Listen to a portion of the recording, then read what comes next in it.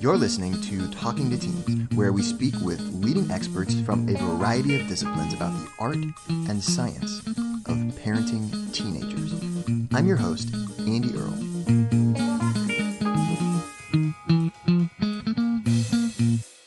We're here today with Cindy Otis, talking about her book, True or False, a CIA analyst's guide to spotting fake news.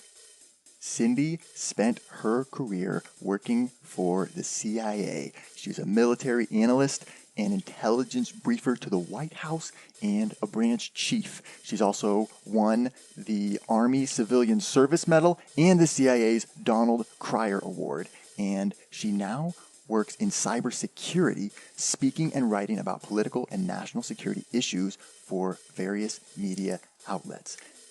Her book, True or False, dives deep into the history of fake news, how long it's been around, where it came from, and what we can do about it.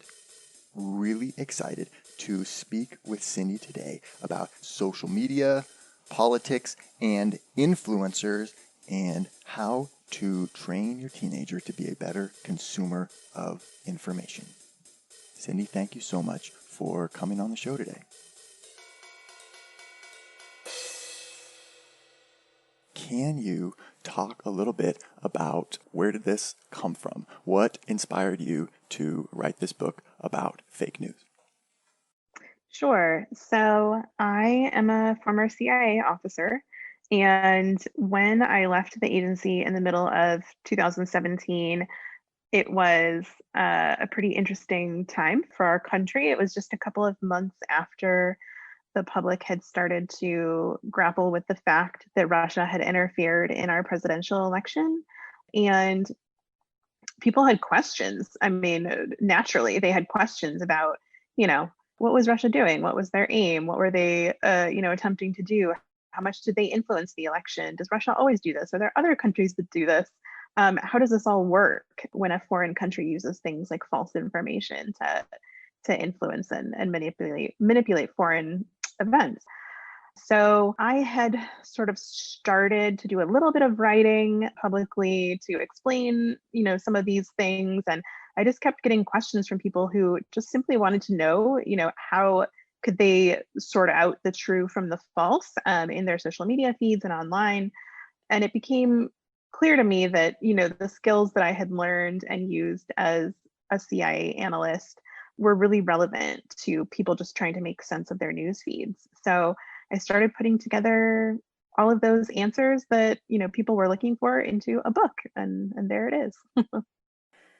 Well, and it's more than just like simple answers about how to look at your news feed. This book, to me, provides so much perspective on, I love the first part of the book, goes totally through the history of fake news, which was fascinating to me because we think of it as a recent phenomenon. It's a thing that happens on social media, but no, you point out it goes all the way back to ancient Egypt, the Pharaoh Ramses, and you walk through all these really, really interesting examples all throughout history of how fake news has been used to sway popular opinion. Yeah, the historical piece was really important to me to talk about in the book because, in 2016 and 2017, where most people were sort of learning about this for the first time, there was, of course, a lot of panic around it. And so I felt like it was important to show that this isn't a new issue. And while technology is certainly a game changer when you're comparing, for example, Ramses II and his use of false information to today and what we see on social media, like, of course, technology is a huge game changer on that front. But so many of the false narratives that people have used throughout history and the way that they've used false information, that's been the same throughout so many different important events and time periods that we know about today. So the historical part, I tried to use a lot of sort of historical vignettes or figures that are well known today, people that most of us have probably heard about or read something about at one time or another. Yep, absolutely. And even going back to early presidential elections and thinking this is not even a new thing in terms of that, going back to Thomas Jefferson and Benjamin Franklin. Yeah. I mean, I think in the United States, at least, sort of for us, we think of politicians as like we're always a little bit suspicious of politicians They culturally. have an agenda or Yeah, they something. have an agenda. Like Yeah, mudslinging is sort of normal. Like we just sort of expect politicians to say sort of untrue things. And it does go all the way back to, the founders sure. who many of them either, invested in or ran or financially supported different newspapers as a way to have, favorable articles written about them and unfavorable articles written about their political rivals. Smart. Yeah, I mean, it's smart. It's terrible, but it's smart. I think we've always sort of had this like deep-seated mistrust in politicians, but I think, when we think Yeah, about sort of modern day political elections, the idea of politicians using false information to win votes is certainly nothing new. It's just again that technology piece that is the difference.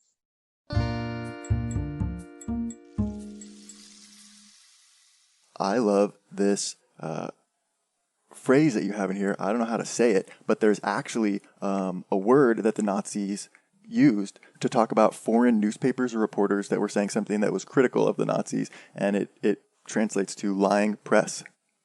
So it's almost like a precursor of the word the fake news, or that's what we're calling it now. But there have actually been other terms for it even in the past. Yeah, I mean, it's really interesting because fake news as a term in the English language has certainly been distorted in recent years by not just American politicians, but political leaders around the world, even who have used it to target, legitimate press and press freedoms in their countries. And even that is not new either. And that was sort of the point Mm, of talking about the Nazi Party and its war against legitimate press and press freedoms in Germany as a way to hide the truth of their actions, to villainize marginalized communities in their country as a way and other countries as a way to justify violence, horrific violence against them, and also to encourage their own population that was not being targeted from believing anything that the foreign press was saying or reporting about what was happening in their country. So it has been very effectively used as a term to by world leaders throughout history to target press freedoms. and just to cast some doubt and to create confusion and to make people uncertain of kind of what's going on is a really powerful tactic. You actually have a quote in here from one of the executives at a cigarette company in 1968 saying the most important type of story is that which casts doubt in the cause and effect theory of disease and smoking. Eye-grabbing headlines should strongly call out the point: controversy, contradiction, other factors, unknowns. So this is the chapter that I wrote on what's called big tobacco. So the large tobacco corporations throughout the 50s and later, who sort of banded together to push back against the scientific evidence showing that smoking does lead to cancer and other serious health conditions. So they essentially banded together to push out this information campaign to try to cast doubt on the medical findings, the very clear evidence that smoking leads to cancer. And they Right. did this whole marketing campaign for decades. Their ultimate goal was to keep people smoking, to keep getting more and more people smoking. But it wasn't necessarily Yeah. to prove the evidence as wrong. Exactly. It was mostly to cast doubt and Just therefore confusion. Yeah. confusion. Exactly. So because ultimately you don't necessarily need to convince people of your side of things. You just need to make it so that they don't trust the evidence that's coming out. And therefore, in their minds, those people would continue to smoke. So that's a lot of what we see today, too, particularly on issues related to health and science, is they're not necessarily looking to convince you 100% to change your opinion, but just really to not Mm, trust the sources, the accurate sources of information, create enough confusion yeah. that you feel like you can't trust otherwise like very trustworthy organizations. Right. To make the consensus seem like less of a consensus and Mm-hmm. a lot more of like, well, there's a lot of different voices It's all, and up a to lot your of people think opinion. different things. Yeah, go with Yeah, your gut, exactly. Some people believe this, some people believe Yeah, that, exactly. What can you do?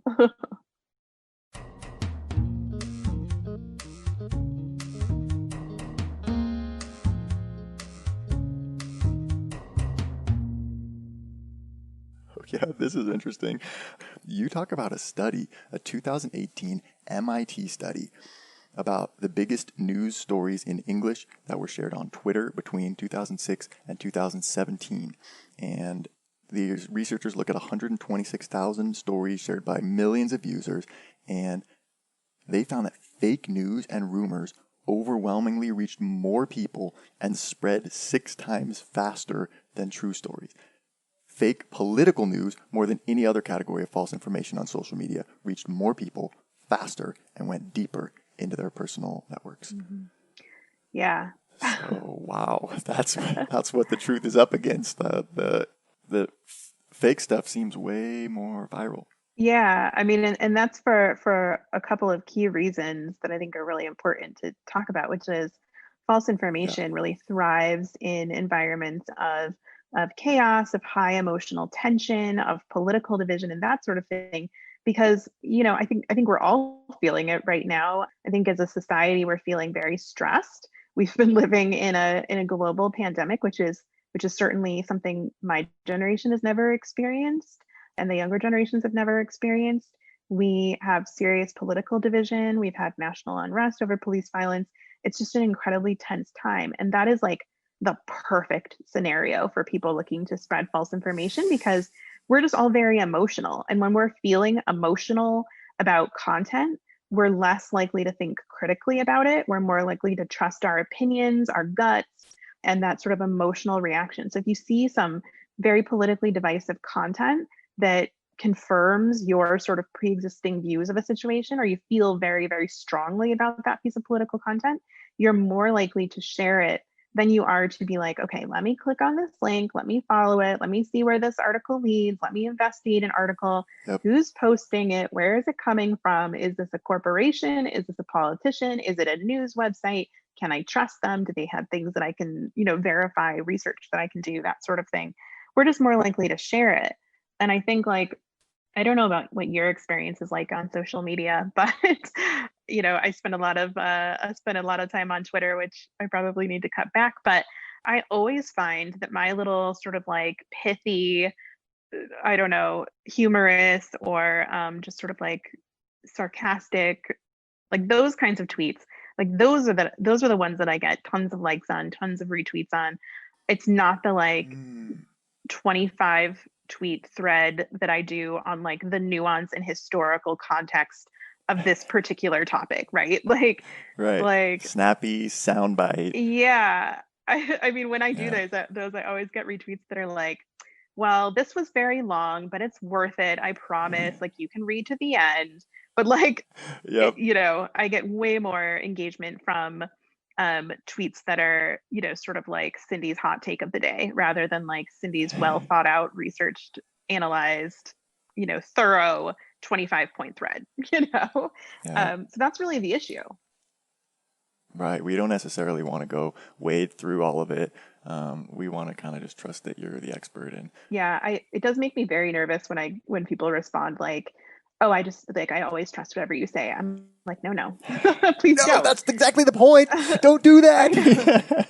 So let's talk about that, right? Like I am not an expert Yep. on everything. I try to weigh in on things when it makes sense for me to weigh in on things, but you should absolutely not trust 100% of everything I say because I'm a human, right? I'm not an encyclopedia. Yeah. I try to be thoughtful, right? But like the vast majority of social media doesn't, and therefore like independent research is still very important.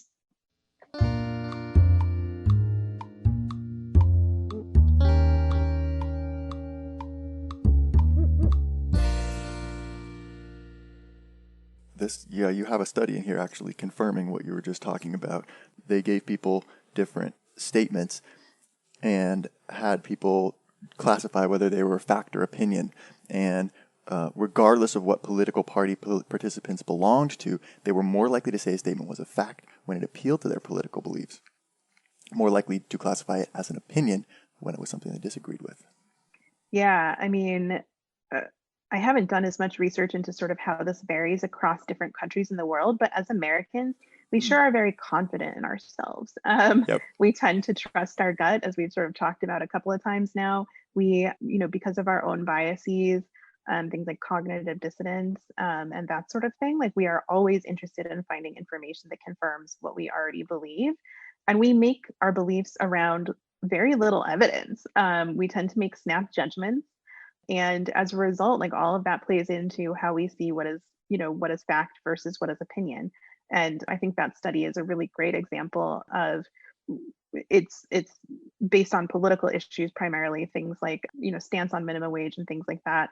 And when you believe that the minimum wage should be raised or it shouldn't be raised, and you say it sort of enough times to yourself and you hear it enough in your favorite sort of news broadcast that this is what needs to happen, your brain sort of starts to naturally look at that as it's fact. It's not an opinion. It's not, Mm. you know. Minimum wage is too low. Yeah, Yeah, exactly. that's incontrovertible, right? Exactly. Right. That's interesting. Yeah, so those things kind of shift, and the more they get repeated, the more sort of they crystallize and solidify from opinions over to facts in your brain. Yeah. And the people who push out false information, whether it's for ideological reasons or it's financially motivated, they know that. They know that repetition is a huge piece of this. Yep. I not only write about this stuff, but I actually work in my day job doing this kind of investigative work as well. So I spend a lot of my time hunting down networks of people, groups, companies, governments, that sort of thing, that they've created elaborate networks of social media accounts and social media groups and pages, where they just Wow. spam content. They're just posting content all day long, the same kinds of narratives, the same sort of false claims all day long, because Yeah. they know when it shows up in your social media feeds enough times, you start to Say think that it it's enough true, right? times. Yeah, it starts to look familiar to Yeah. your brain, and you're like, oh, that must be true, right? So Yeah. repetition is huge.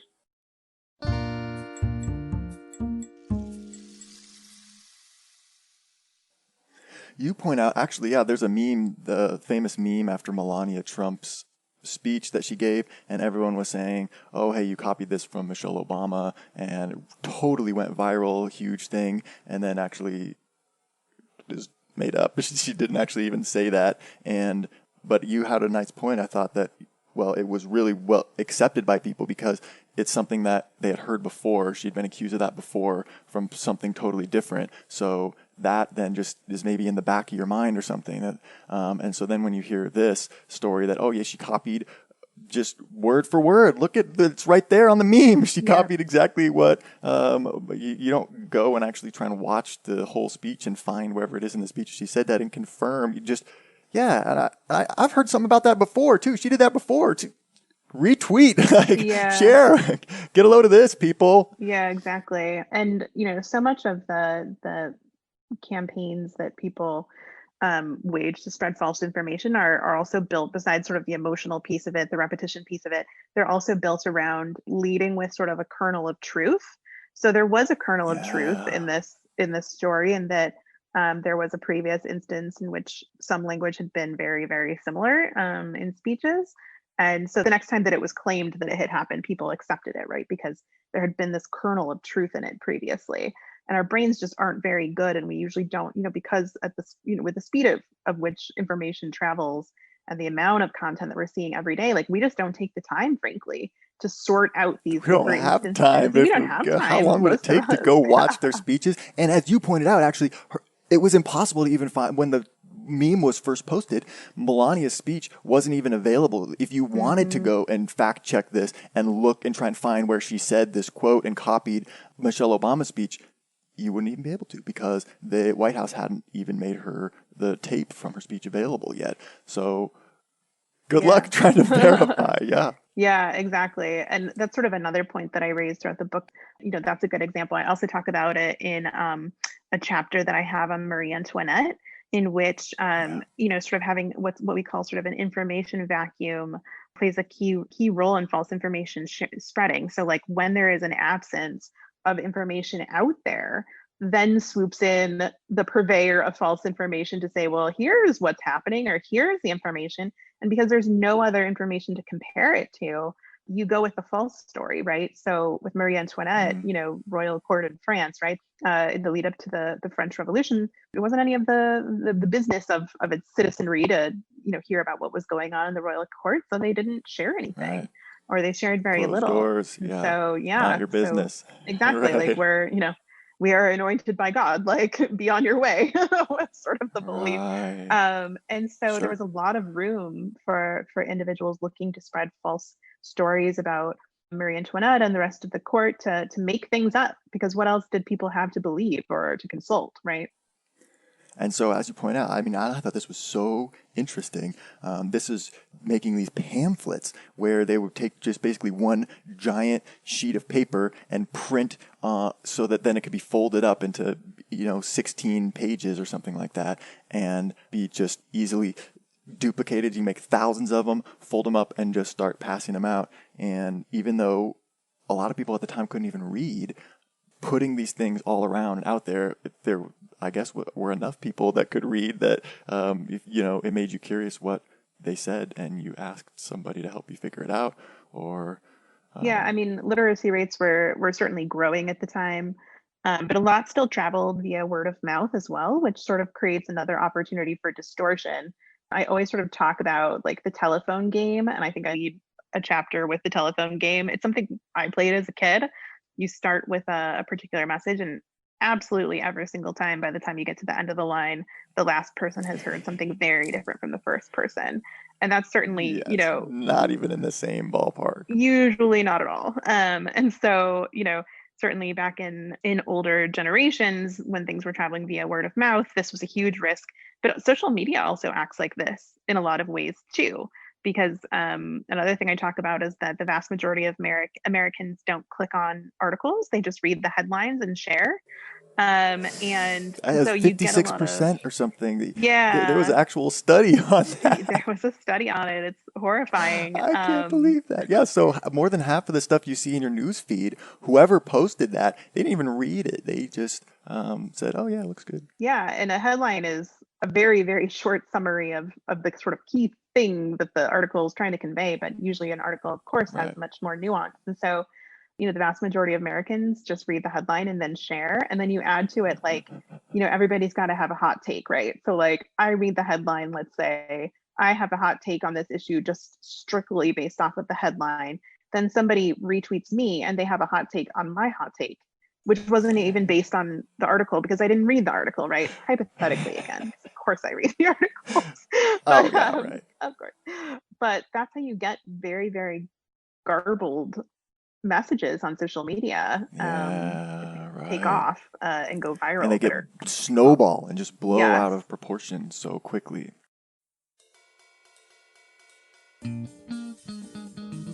We're here with CIA analyst Cindy L. Otis talking about how to teach your teenager to handle fake news. And we're not done yet. Here's a look at what's coming up in the second half of the show. On certain topics, we have to have some red lines. Those biases that we talked about, the algorithms on social media and search engines, are literally set up to play into your biases. So the things Yep. that you're already actively looking for because you want to find information that confirms your beliefs, the algorithms are like, Yep. here you go. We think you believe this. Therefore, here is all the content that shows you you're correct. For young people in particular, we really tend to listen to the words of influencers. So I have a lovely large number of nieces and nephews who I adore, and they're really into Instagram influencers and YouTube influencers. I have a niece who watches hours and hours of YouTube gamers. And while they might know how to, get you into the castle at level 10 of whatever game, you should not be listening to them for health advice, right? You Right. shouldn't be listening to them for their commentary on geopolitical issues. They Yeah. themselves, these influencers, have their own sort of area of expertise, if you want to call it that. And so I do think Right. there's a lot of risk in sort of looking towards what we often see as experts, but really they're more sort of celebrities. Yeah. It's easy to just kind of put people in that expert category in your Mm-hmm. mind and just sort of see them as credible and believable, when if you really stop to think about it, but do they really have expertise in this specific area, or is there someone better that I could find to listen to about this thing? Exactly. Want to hear the full interview? Sign up for a subscription today. You get unlimited access to all the interviews I've conducted. It's completely affordable, and your subscription helps support the work we do here at Talking to Teens. Thanks for listening. I'll see you next time.